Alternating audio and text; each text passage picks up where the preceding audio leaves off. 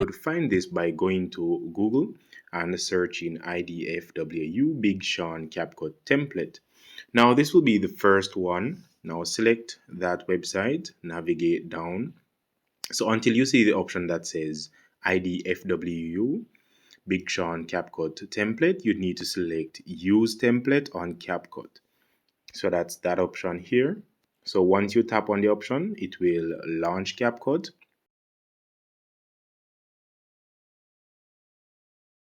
To do is to use template. Select 3 images. Let me select 3 images. Now, once you've selected your images,